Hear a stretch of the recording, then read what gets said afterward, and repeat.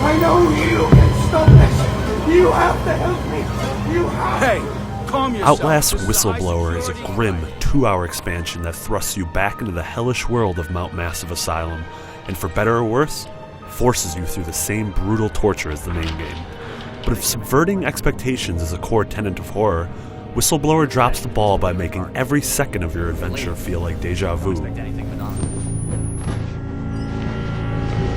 As the title suggests, you play as the man who tipped off Miles Upshur to the horrific going-ons at the asylum. Whistleblower acts as both a prologue and epilogue to the main game, and contains some genuinely interesting story beats that help flesh out just what the hell has been happening. Sadly, a lot of the environments in the expansion feel like retreads of places we've already been to.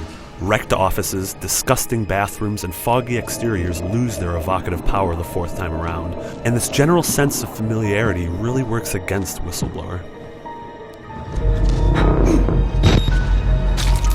Whistleblower still maintains Outlast's impeccably gruesome visuals and sound design, but doesn't ever really manage to deliver anything truly refreshing.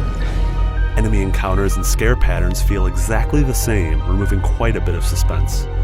Sure, the jump scares still got me 100% of the time, but Whistleblower failed to build that great sense of tension that the opening hour of the original did so successfully. A strange thing about a lot of these jump scares is that they appeared to me as audio only.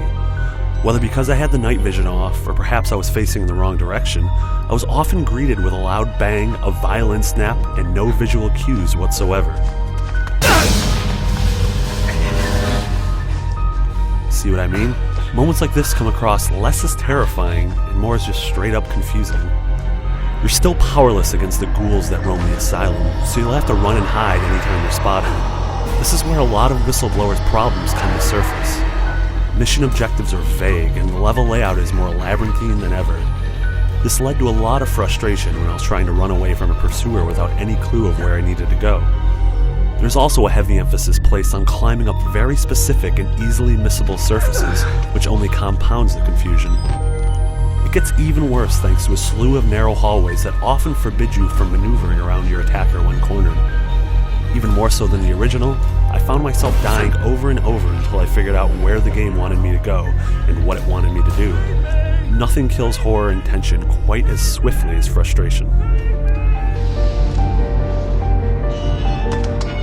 Outlast Whistleblower delivers more of the same gruesome locales and jump scares as the core game, but doesn't introduce much more to the horror experience. The sound design is still top-notch, and it took me to some dark places that few video games ever dare to go. But while Whistleblower sheds a bit of light on the mysteries of the original, it ultimately feels far too familiar, far too often. For more on Outlast, stay here on IGN.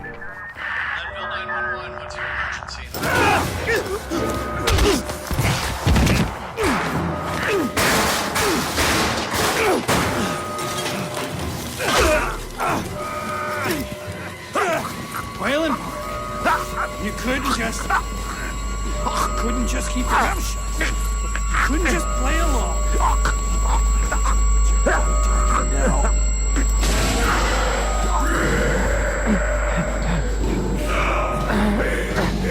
Do me a favor and die here, Park.